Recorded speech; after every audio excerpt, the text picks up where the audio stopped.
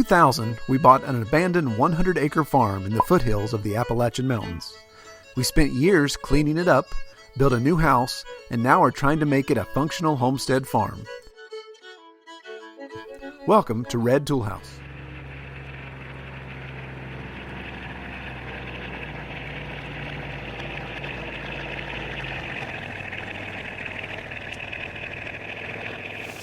Hello everybody, welcome to Red Tool House. Today I wanted to give an update on my tractor and kind of get into discussion that this whole process got me thinking about. So for those of you that aren't aware, I did a video last week, there's a link to it right here, talking about how we were cutting water bars into one of our roads and repairing some washouts. And in the process, my tractor broke on me. So it's been, that was last Sunday. Today is a Saturday, so it's been a full 7 days since it conked out. Well, I was hoping that it was just water in the fuel and not anything more sinister as a blown head gasket or something really bad like that. There's a lot of smoke, but I was thinking that that was because of the water in the fuel. So Monday evening, I get home from the office and head out in the woods to fix my tractor, which the tractor being in the woods is about half a mile that way. And so take my tools up there, and I wanted to start with pulling the fuel filter off. Well, I started working on that, taking the bowl off that holds the fuel filter. And there's a large ring that holds that on there. Well, in the process of trying to take that off, I did this. Made two pieces. Not a good thing. So I was able to get the bowl off, obviously. But the thing that I noticed once taking the bowl off, the cup, the bowl that holds the filter, was completely full of water, just a little bit of diesel in it, and it was full of rust. There's a little spring underneath the filter that helps keep it engaged with the top of the filter manifold there. Well, that spring was completely rusted, pretty much gone. There was just two little tiny rings left of it.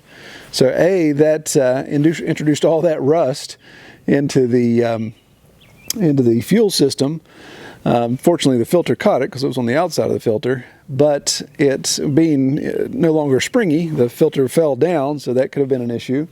But that also tells you how much water was in that bowl for how long a time for a metal spring to rust away like that. So shame on me for not doing maintenance.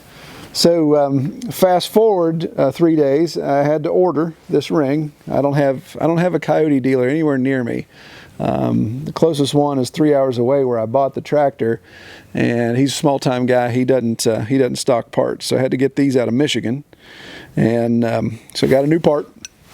Put it all back together this morning, and with the help of my son, of course, we had to bleed the injector lines, so I cracked the injectors.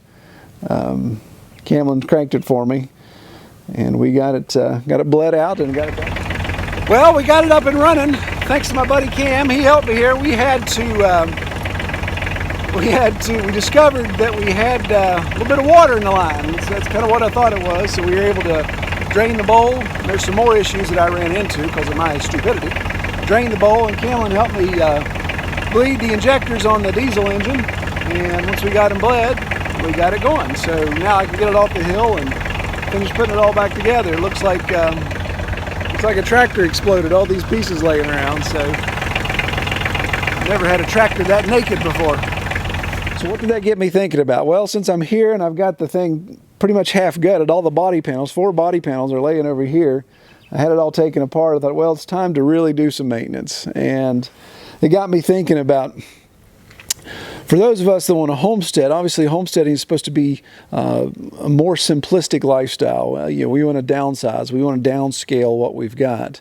But there's still some key pieces of equipment that we need to use on our homestead. Now, again, it depends on how big your homestead is and what you do. I know some people are completely off-grid. They don't have any internal combustion elements on their homestead, and that's great. That's pretty cool. But our situation, that wouldn't work. We have to have certain things. I just can't get done what I want to get done around here without a tractor. But I got to thinking, it's like, wow, all this stuff you accumulate, if you don't take into consideration the maintenance that goes along with that, you could really be in a bad situation. So take, for example, in my maintenance, I mean more than just oil changes and air filters and that type of stuff and fuel filters. Think about just this piece of equipment alone. Obviously, what I just mentioned: oil filter, fuel filter, air filter, oil change. The Rotella oil that goes in this. I spent $50 last night in oil and filter. So change there. But tires, I added up the other day, how many tires do I have to maintain on this Homestead? Well, I've got Kelly's car, I've got my truck, I've got this tractor, I've got the side-by-side, I've got a riding lawnmower, I've got 3 utility trailers, one of which is tandem axle, and wheelbarrow if that counts. So all of those vehicles, all of those pieces of equipment have tires that require air in them, of course, but the tires obviously dry rot, they wear out and have to be replaced. So if you think about that, that is a boatload of tires that have to be maintained. And man, if you had to replace those all at once, forget it. The cost would be astronomical. So you think about these things that we get, and again, I'm preaching to the choir in this situation, things that we get to hopefully make life easier on our homestead comes with all of these responsibilities with it, with maintenance. So when you think about that, and you got to factor in budgeting to say, well, I really want to quit my day job, come to the homestead and just do that full time. I have a fixed income that comes from either retirement, Social Security, some business venture that I have that's going to pay out a flat a fixed income. Then you just got to watch and say, well, if I've got this fixed income and my tractor's paid for, my side-by-side's paid for, my truck's paid for, all that's paid for, and think, okay, I don't have those expenses, then just remember that maintenance and repair and all that stuff, man, that can really show up at any time. In my process of researching, looking at the injector assembly on the top of this engine block, just curious to see what something like that would cost. It's $1,100 to replace just that one part. And you think, wow, okay, let's hope that never goes out. So the things that are vital, these 2 pieces of equipment, the tractor and the side-by-side, I feel are vital to how we run our homestead. It's critical for our hog operation, for me to haul feed, for me to clear pasture and do the things that I'm doing here as we're trying to expand our cleared land here. So these are 2 pieces of equipment that I have to have. But I hate to think, I haven't priced out one of the rear tires in a while. I had to put a front tire on it. That was $150, just one front tire. So, you think about these things get up to $300, $400. If they're filled, then all the excessive cost that goes with that. So just a ton of things. And here I've got a tractor now that's going on, it is a 2004, I believe. So, that's 14 years old, 15 years old, depending on manufacture date. So this is a piece of equipment that I have to take as much care of as I possibly can, or just expect to replace it or start replacing expensive parts on it. So that's one thing. You think about what you have on your homestead that requires maintenance. Even some of your smaller internal combustion, your chainsaws, your tillers if you use a tiller, your lawnmower if you use one of those. All of those things, anything that has an internal combustion engine, of course, requires parts and maintenance and all those things. But even with hand tools, you think about your shovels, your picks, your hose, all those type of things, they actually require maintenance. A good shovel needs to be sharpened, all of those things. So that's more of a labor thing, not necessarily an outlay of cash. But they're just things you keep in mind as a maintenance schedule for all of this type of stuff. So on your homestead, when you're thinking about all the equipment you have, if you're not homesteading yet and you're trying to itemize, I want this, this, this, and this, and it's going to cost me X to buy all of that, just make sure that you move in your little budget spreadsheet there, you have some money allocated for maintenance and parts and repairs of those pieces of equipment that you feel are vital.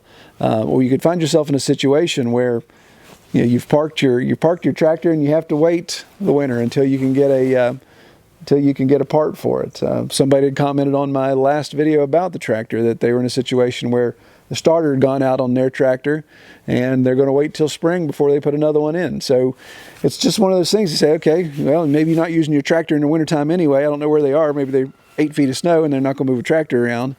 But that's just something to think about. That starter costs money. It's got to be replaced. It's you've got to be able to do that. And also, one last point about maintenance is not only you have the cost of the maintenance itself, the equipment, the oil, the filter, those type of things, but think about it. If you don't know how to do maintenance on your equipment, then you're going to have to shell out more money to hire somebody to do it for you. And that's where I'd encourage you, if you don't know how to do something maintenance-wise, my goodness, you can go to YouTube and do anything. I actually looked at YouTube and made sure I was bleeding my injectors right on this, and found a step-by-step process on how to do it. That's why I love this platform. But if you don't know how to do something, you got to figure out how to do it, or you're going to spend a lot more money in paying somebody to do it. That's where maybe a neighbor or a friend that knows something about mechanics or whatever you're trying to maintain, get them in, have them not just do it for you. Maybe they offer to do it for free, but don't just say, oh, okay, yeah, thanks, I appreciate that. Take some time to be with them. You crawl under the tractor, crawl under the piece of equipment, and go over the maintenance with them. Have them teach you how to do that. That's knowledge that is extremely vital and could really save you a lot of money. So just factor in your maintenance costs on your homestead equipment, what you're going to use, what you have already, and just make sure you don't get surprised in your budget when that comes along. Well, I hope everybody enjoyed this video. Appreciate everybody, the concerns and the advice on the tractor. It's really cool to have people give good comments there and suggestions. Very helpful. If you like this video, give it a thumbs up. Be sure to check us out. We do videos every week, Monday, Wednesday, and Friday at 4:30, like clockwork, hopefully. We haven't missed. We've been doing that now for about 8 months. We haven't missed, knock on wood. So we can keep that going. So that's how you expect another video to come out. And also check us out on Facebook, facebook.com/Red Tool House Farm. All right, take care, everybody.